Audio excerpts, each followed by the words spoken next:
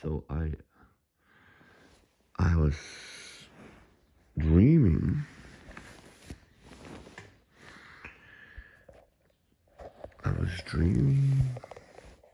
I woke up. I was dreaming. I am in England, and I see.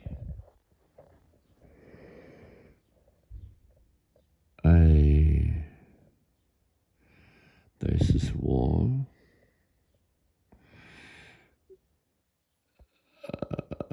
I went there. There's this incredible old wall built like a fortress with stones, and it's very narrow, incredibly narrow. But it's an old wall, not a new wall. It's not kind of a concrete one built, and then it's also a wall that is really high,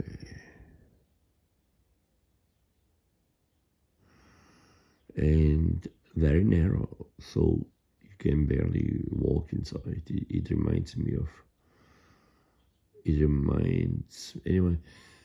I see this wall is very long, and then I was also arriving in England, like a computer animation. There were like three elements I saw that freaked me out or like stunned me.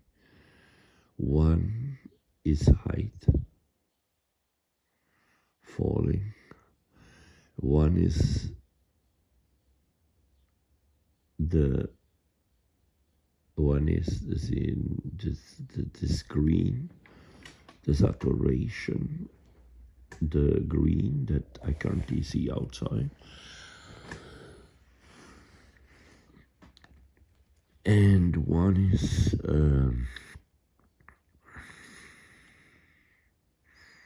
as I said, the people,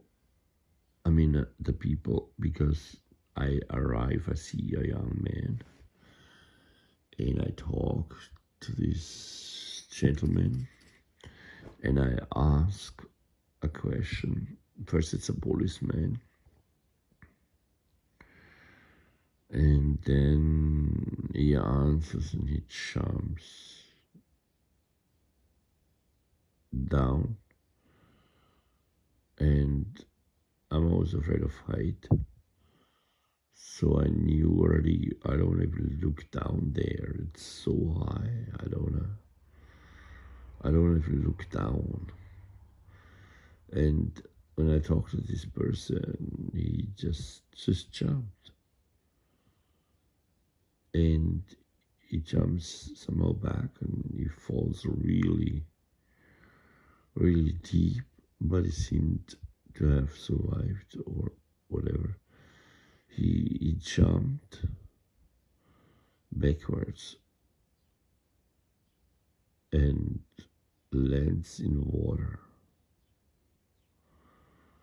Something like really, really, like in reality, impossible to survive. He jumps down in front of my eyes. Anyway, then I look down and I see, wow, it's this high. And so basically the wall, that endless long wall, also by the way, it's a valley. It's a valley where I see this stuff and where I wanted to walk in. I wanted to walk into this valley. And when I arrive like as if it's the airplane in some kind of a loop. and I see these groups, and I like the groups, but I'm also not part of the groups. Except I talked to this man, and then I thought it's really interesting, Why doesn't he walk with me? Anyhow, and he sits down in England somewhere. Quite amazing how people just appear young and a complete different world.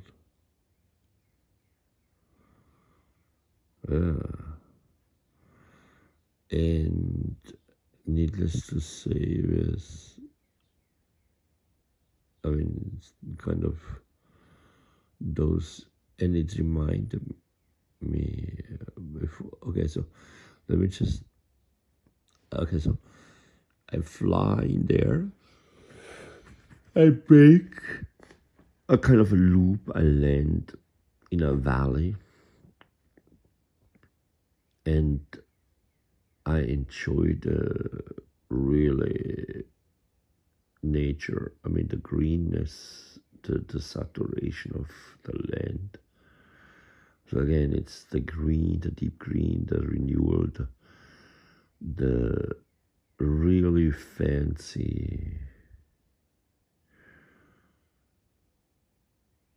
landscape with people abstract as hell, more like a tarmac, an airport landing strip, and there are people sitting around in groups between green and not green, as if just like what we have now in May. I can't believe it's May. And then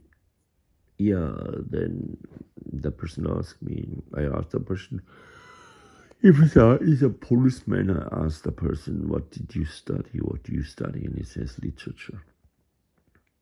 And I thought, wow. And I am fascinated by knowledge. And before I realize I'm alone again and walk, or am set to walk into that valley. And again, the wall has something to do with, on the flight in, was thinking of briefly of people, women, but not really. I talked to this policeman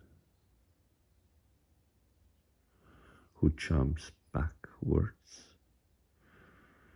very deep, as if he knew what he's doing, exiting, but kind of seemed to have not been a problem. He landed in some kind of water, very deep down, but all totally insanely realistically impossible. Meaning, then the tarmac, the people, the group that sit around, and knowledge endlessly, literature. Now those are the elements. Again, the wall, the landing, the loop, the green, and it's around 5:50 in the morning. meaning a new day.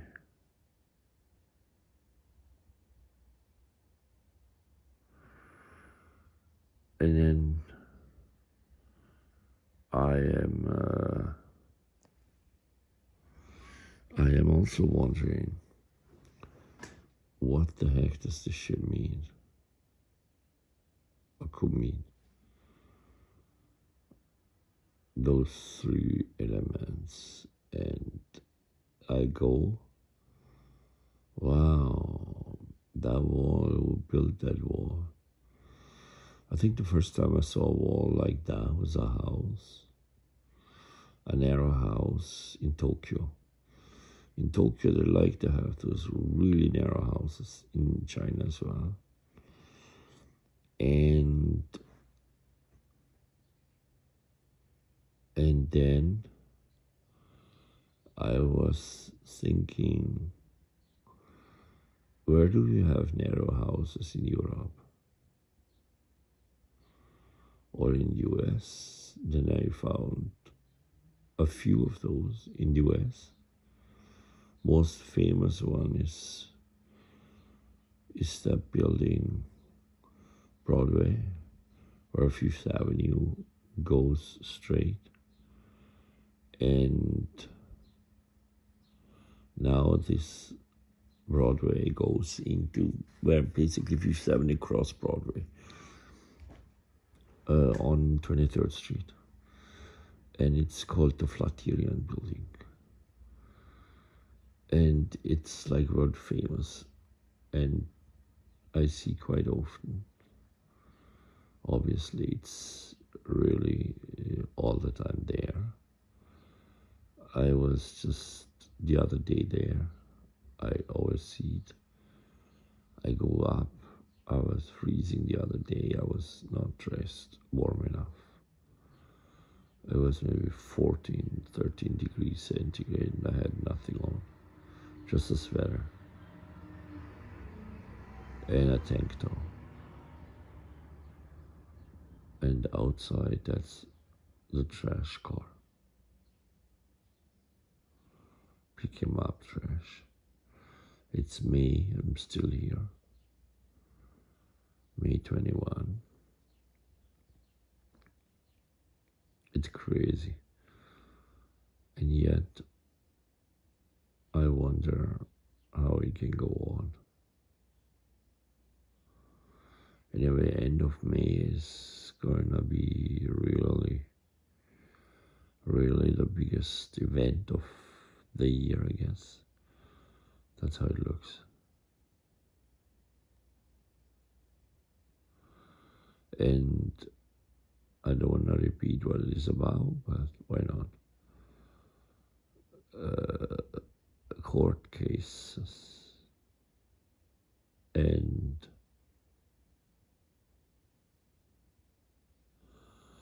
there to narrow things and tall people, women.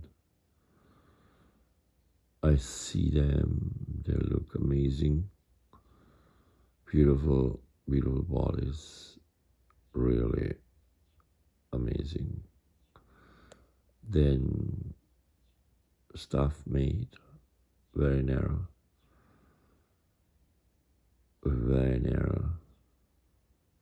not fat bodies, very beautiful and very narrow, very slim, very tall. Then I am still impressed by these people, those collectors that are so powerful, so rich, so wealthy. And needless to say, she was very narrow, very tall. She was impressively, just even the way she talked is stunning, was stunning. And I checked her out, stunning stunning biography of everybody, but that's not the end of it. Those people constantly repeat. So it's only a question of time before, most likely, even me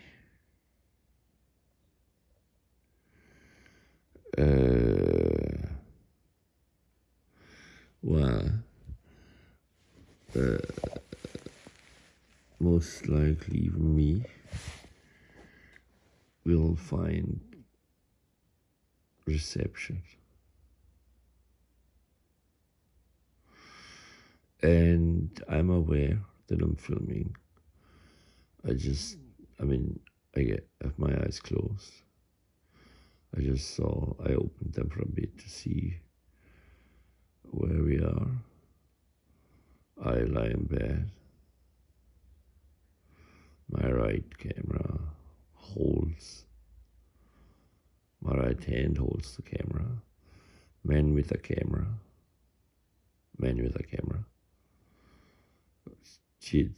Ziegel Vertov, a drawing, made. It's my drawing, it's a conceptual drawing. I had it done, I ordered it.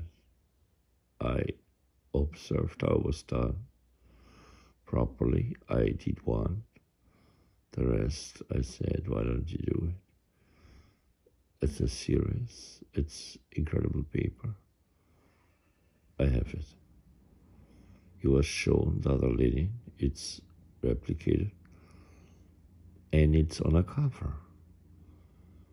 And then I was thinking, wow, this French woman, it's my friend. I made it. I was so into her. I met her. She was married. She was like me coming, but later, like Romana, like the mother of the kids. She came from France. She married. But the mother was jealous. She kicked her out. I sympathized with her. It ruined her emotionally. I saw her. I loved her from day one. And I met her, and yet one more time, I had a similar situation. I talked to her. I introduced her to a friend. But he was the one who was able to at least photograph her naked. And that is Noritoshi, a friend. And we know since Tokyo, since US, since in the early 90s, since I was here, immediately. He helped me with Tokyo. And there was Tim Bloom. That was something that brings me into since 1990 into production. And that is quite a bit. That is 35 years. I don't know, 90 till now is 31 year production, but go back to 85. Another 5 year, 36 year production. It's not much on a 100 year scale. But on a 100 year scale, I could say it's not bad. And I'm not even dead yet, so I can go maybe 50 years. I think I will make easily 30 more years, maybe with technology 40 more years. And that's then pretty long. Now I'm not the only one, of course. We go with the problem. But eventually, even my shit will sell, but it's kind of unusual. And yet, I wonder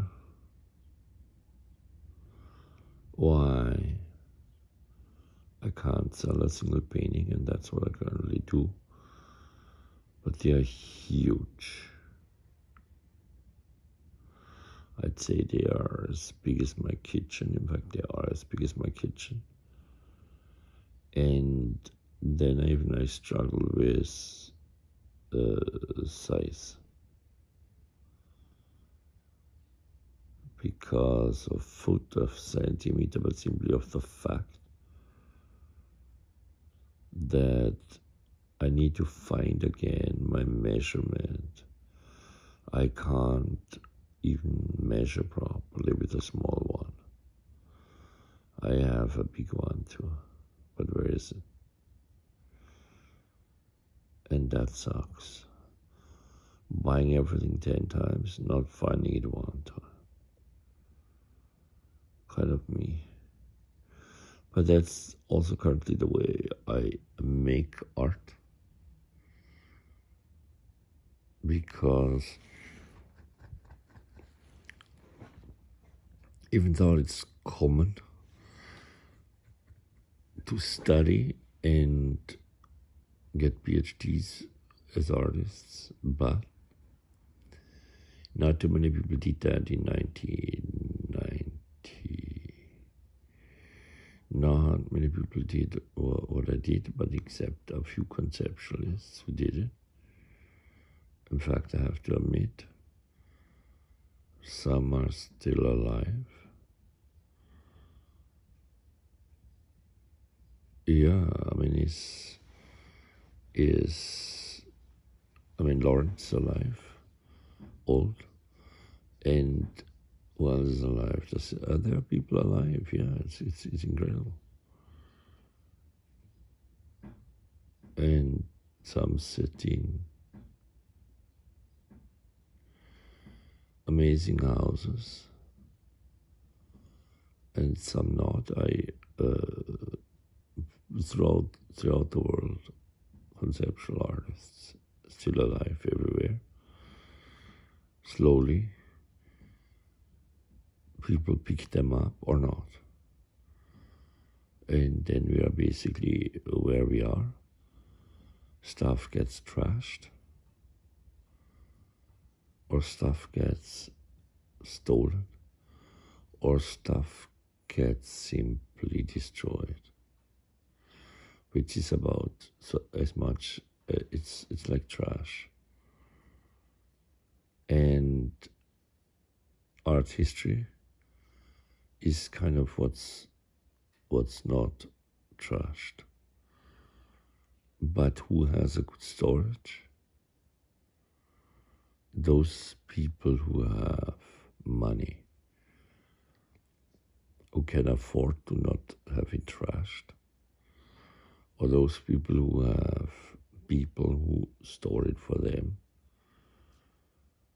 and then we know the best storages are museums and galleries with money who don't go out of business or don't kick you out. And those who are intergenerational, better than the ones that are not. And the same goes with collectors. And at one point, it's not a question of good or not. It's a question of what survived, what does not. And then I should ask myself, what do I even do? What does it have to do with what I wanted to do? What is it even I do? And, well, a kind of start where I started reading, and I don't really read much. I mean, I read a little bit, but mostly the New York Times. I do it so slowly, it's a form of writing. And then I don't really write. Why don't I write? Because I have no time. But why don't I have no time? And I have all time in the world. That is interesting to ask. But why should I write when I have a camera and can just talk to the camera? And why should I? Why should I talk about anything else but me and my career? Why isn't it now and biographical? Why can you hear the neighborhood wakes up? Bum, beep-up, bum, beep-up, bum. Bum, beep-up, bum, beep-up, bum. Bum, beep-up, bum, beep-up, bum. Bum, beep-up, bum, beep-up, bum. That's technology too, because bum, beep-up, bum, beep-up, bum. It's in a car, it's radio, it's acoustical, it's moving, it's stunningly beautiful. It's Harlem, always incredibly loud, but you have it everywhere. But here it's really loud. Anyway, people love music here more than anywhere else. So it's a cliche turned true. But why don't they go out? I mean, why should I not? I mean, I should start going out. I always forget Harlem is an amazing community. I just have to go to the left and I could go out myself, and I don't do it. Why don't I do it? Maybe because I should. Maybe I should, but it costs money. And that seems I don't have. Bum, dida, bum, dida, bum. Boom, bebop, boom, bebop, boom. Bum, bebop, bum, bebop, bum. Bum, bebop, bum, bebop, bum. Bum, bebop, bum, bebop, bum. I was amazed about this long wall, a construction, and then I am in history. Because I know those are fortresses. I mean, fortresses loved those walls where you have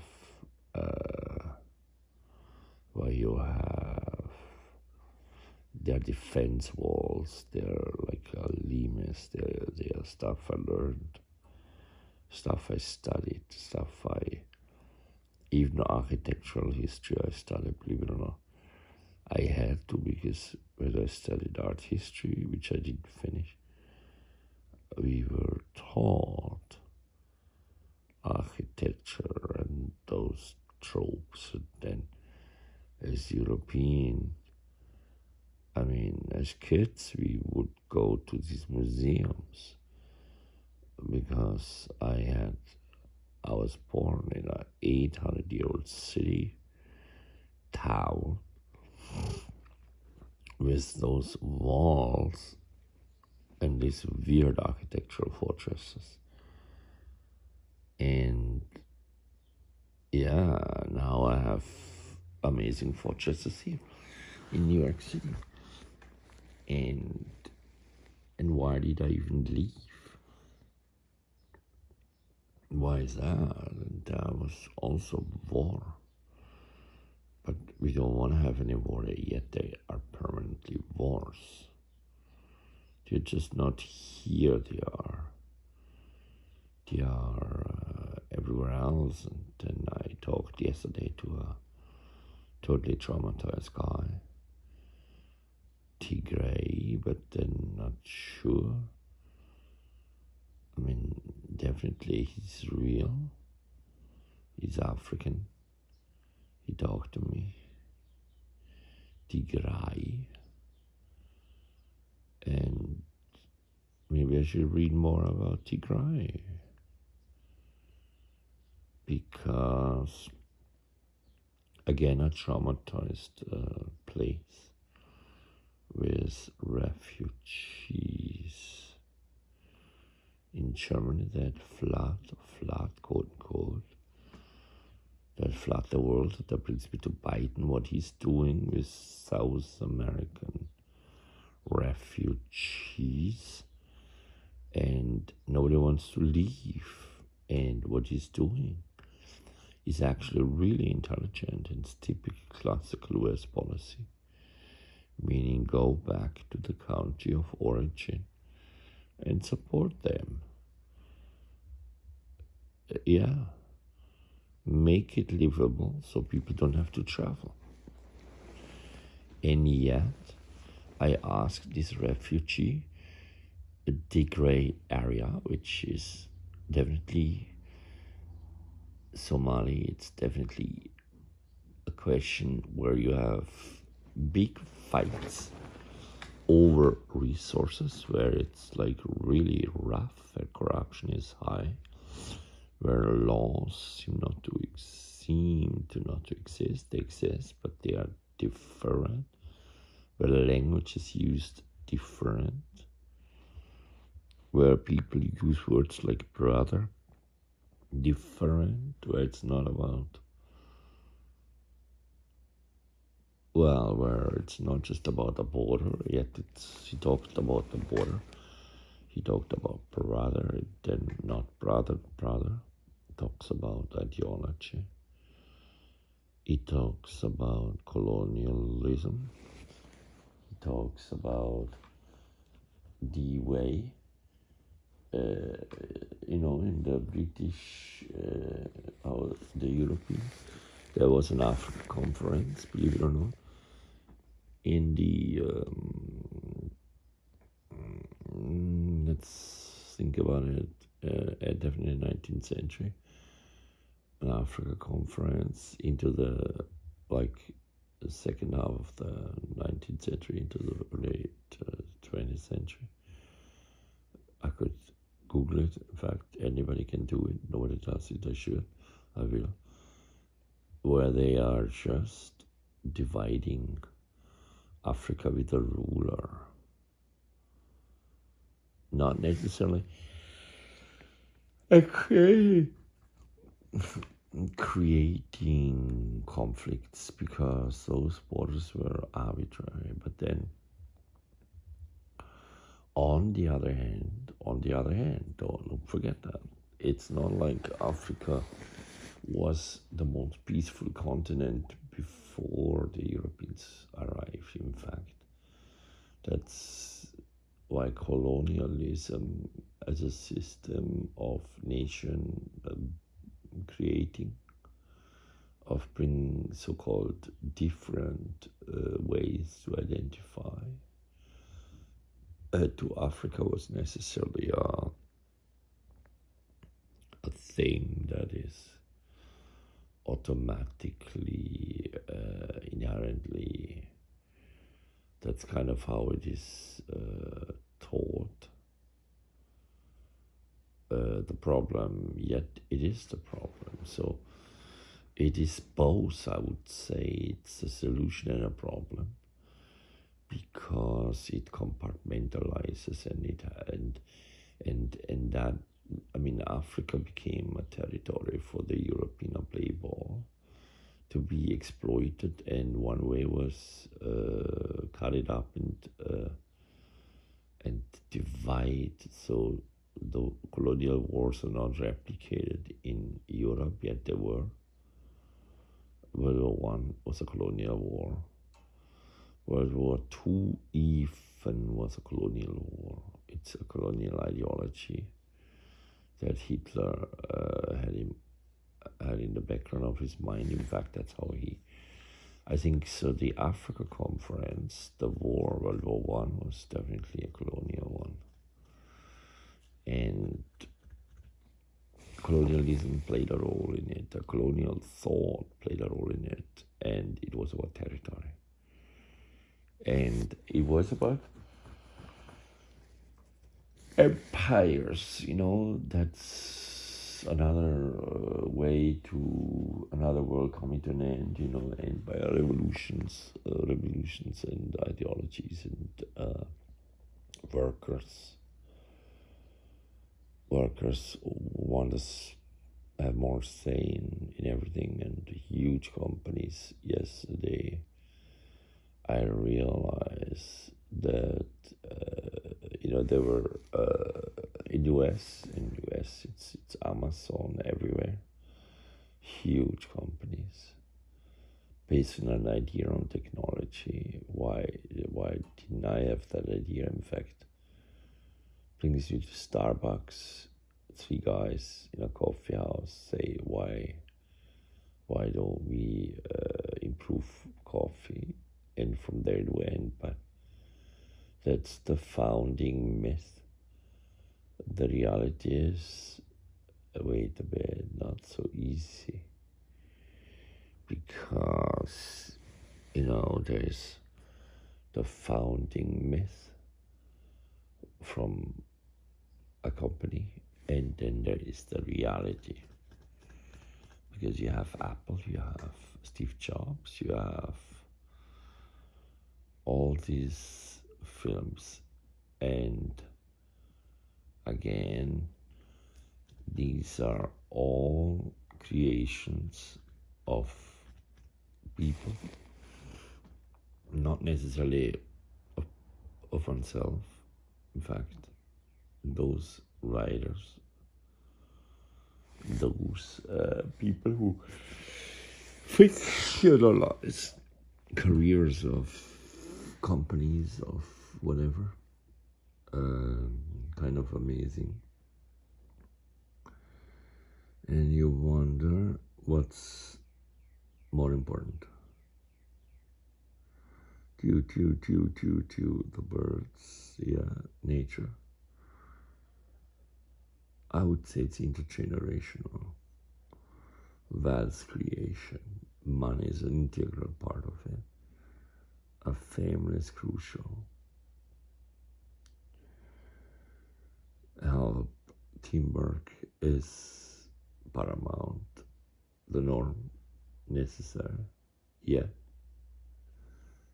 when it comes to artists, it's incredible. If I think about the fact,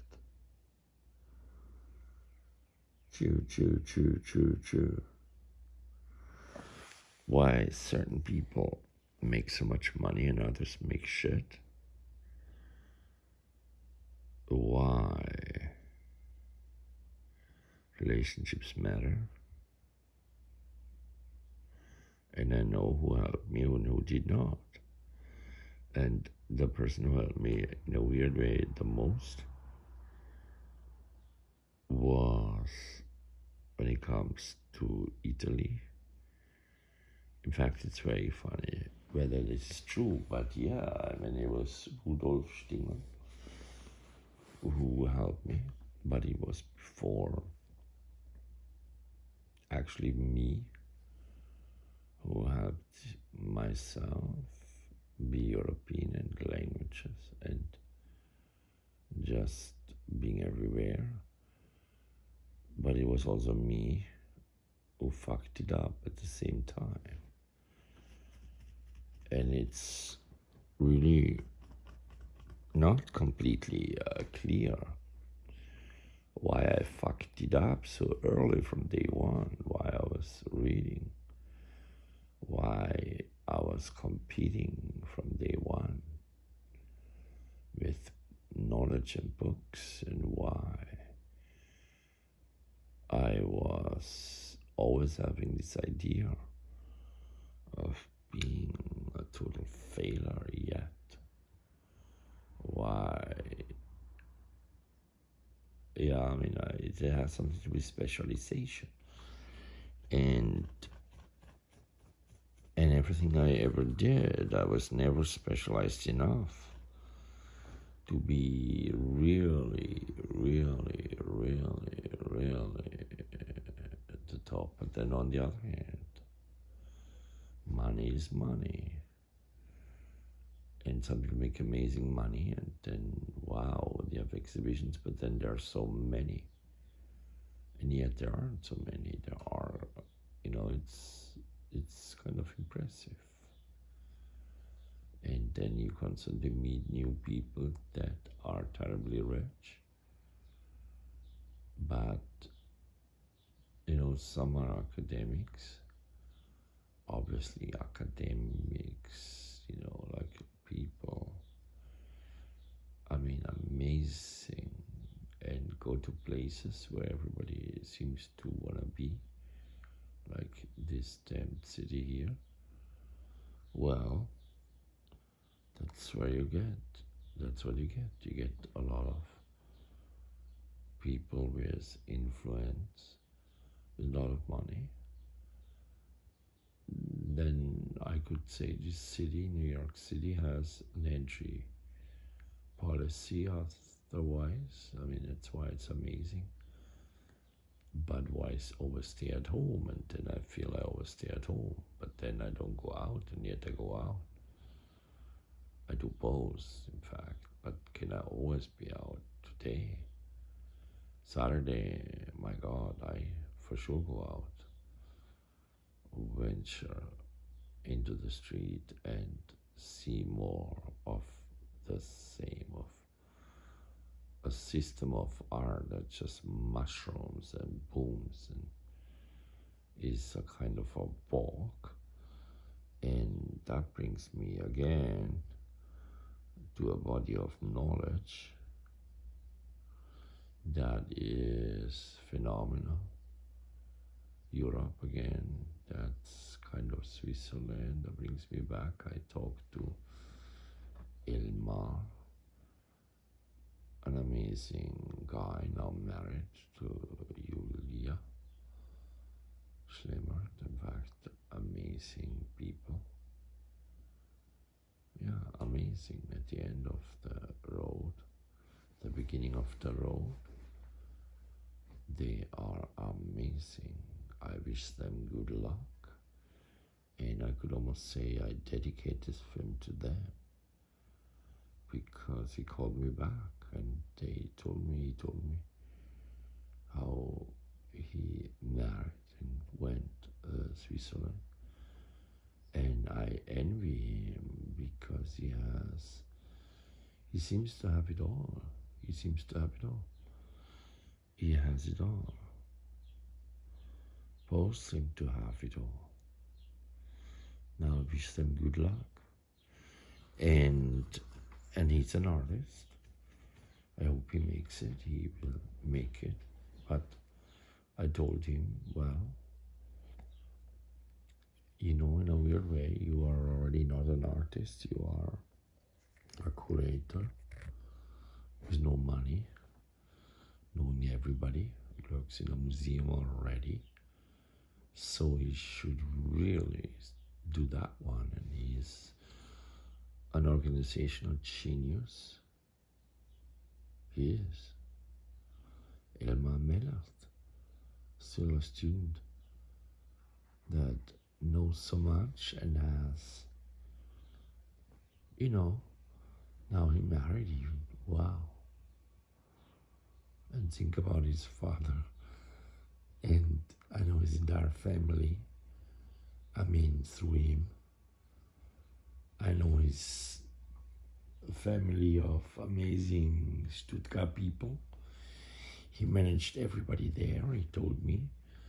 All they now do is, all the kids, they do, they check cryptocurrencies. I wish I had, because I'm just a teacher. But my students are amazing, and then this most amazing Da Vinci quote uttered from some NPR person who invested for Yale University, I think Harvard or Yale. I think it's a guy who, it's some endowment shit. It's some money manager for a university, Yale or Harvard. I think it's Yale. And he died, NPR, National Public Radio, and he said that it's about the larger good. It's about, and then he said, and then anyway, he made, they said, a $1 billion endowment into a $8 billion endowment within like when a lifetime, where he had a job as an investor from Wall Street. And that's one person's investment style, but mostly he wrote books. He was a professor in economics, quite amazing. I wish I would have studied that. I don't want to study economics, but it's mathematics, and that brings me to the other day when I ran into this Czech person who also came 89, but is a mathematician and obviously went to Wall Street and made a lot of money, combined with an amazing woman from Peru, an artist who, lives with friends, in fact, who spoke fluently Spanish, the Czech one, really good, like me, learned it. Yeah, but is she now in Czech, or is she here? She's here, or she's, how does she look? Like very similar to my kids, but I would say she was top before she came here versus a woman I go to court, I'm in court, is like other oaths who never did anything but smell people who she thought are successful based on whatever fucking shit.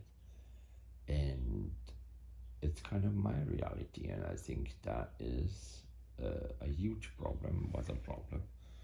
Instead of intergenerational pass on and help, make wealthy, she impoverishes a generation of new kids. She sets us back. She lied, she grossed around, she still does it, she steals, she's a thief. And I wish her good luck. Yeah, because I just have to survive this stress.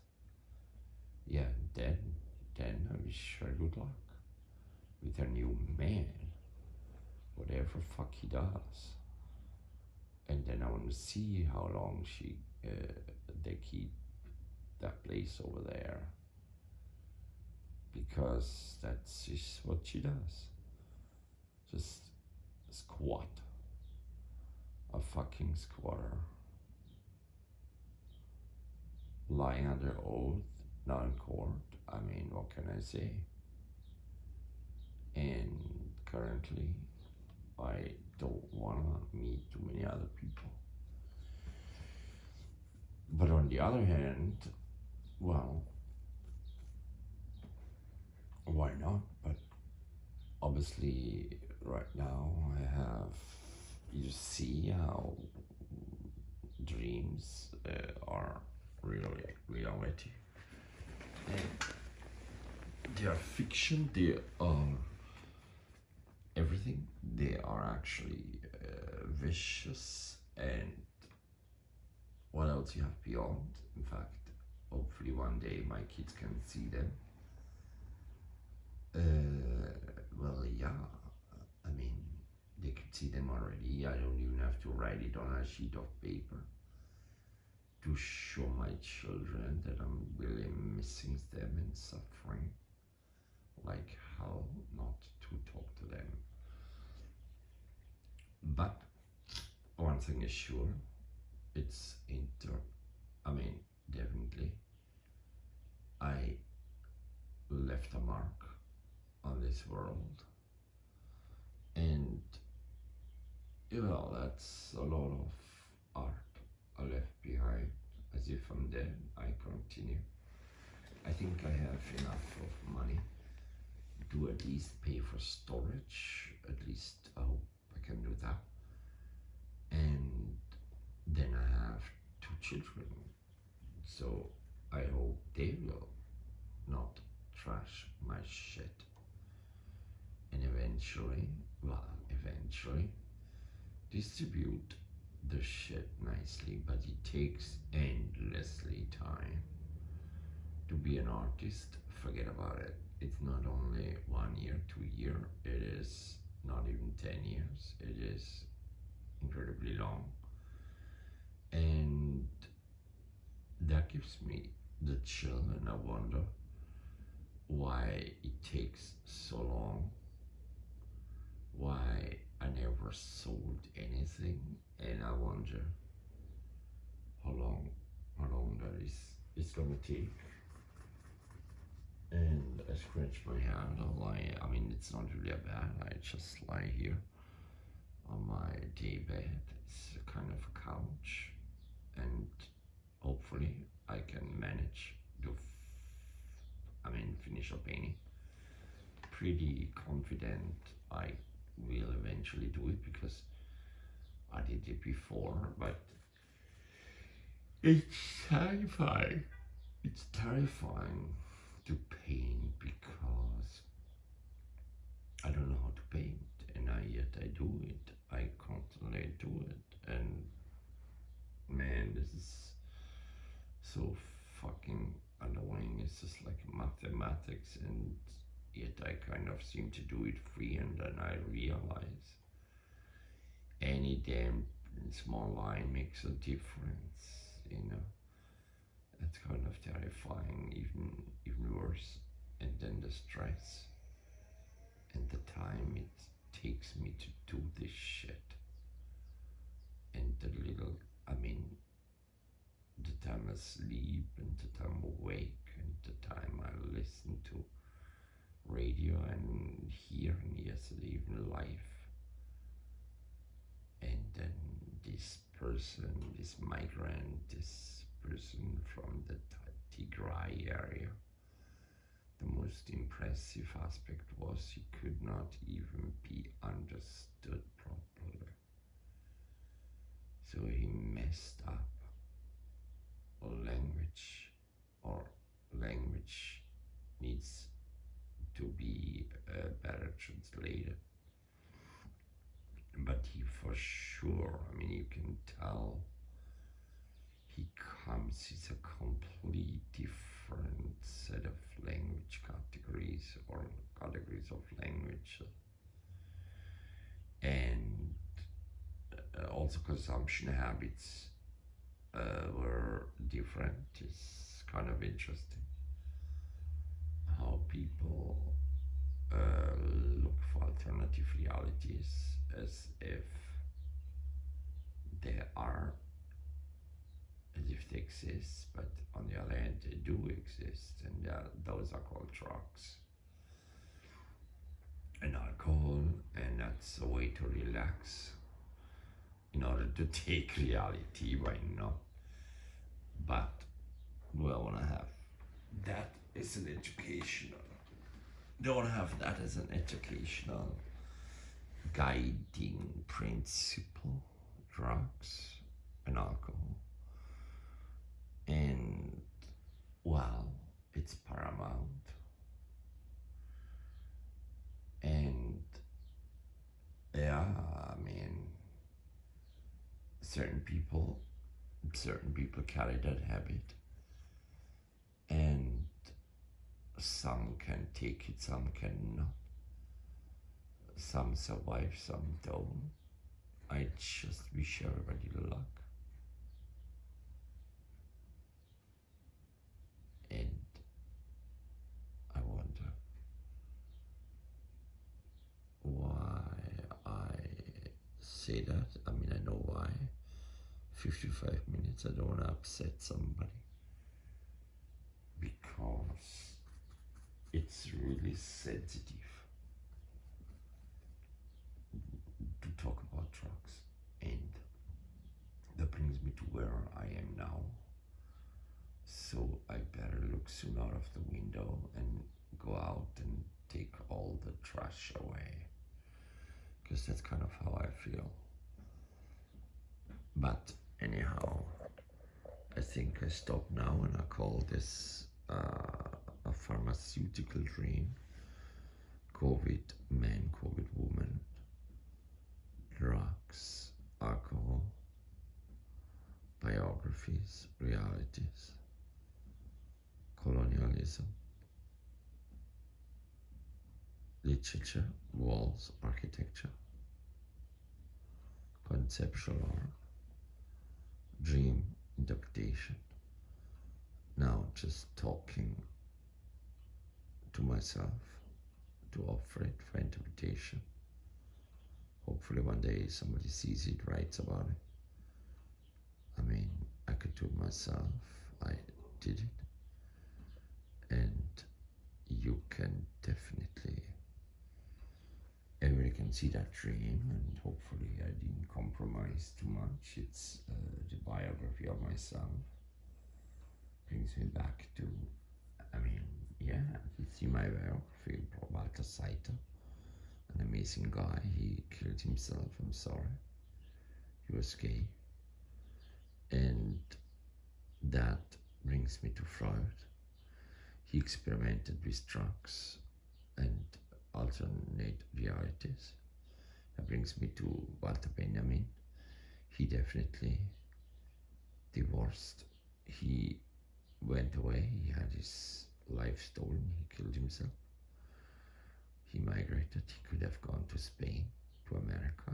He didn't do it. Yet he was fighting. It was his way of fighting. He's a hero. Many films were written about him, supposedly, so they let all the other people go through, but in fact, I rather think he couldn't take it anymore. Because everything was destroyed. That brings us back to Adorno, that brings us back to, philosophy, to the history of thought, to the history of migration, to the history of ideology. That brings us back into really stupid territory, like anti-Semitism and Christianity and fucking exhaustion, fucking love, or just the wrong place, the wrong moment, the wrong tool. He was a scholar. He was just fucking amazing, a writer. Adorno made him famous. Thankfully he did. But who knows him? Nobody reads him anymore. Yet films exist, and that's called a body of knowledge, an encyclopedia. That means there are people out who have knowledge. And those who just consume it, there are people who make films. They do it in huge trucks, studying technology. I don't do anything. I just sleep. I write down dreams. I try to make this shit here not longer than a minute because he wants to listen to it all. But again, Elmar Miller with a bunch of intellectuals, COVID man, COVID woman. It's actually a pharmaceutical. It's why I wonder, why do my friends not call me back? They are gone. People who own those companies, isn't that amazing? They're gone. They seem to hate me, maybe. I'm sure they will reappear, but when? Not now. But I have to stop now because I don't want to bore people, and I don't want to get a ticket outside because I'm responsible for this fucking place here. And then I shouldn't complain because after all, thank you so much. Actually not bad.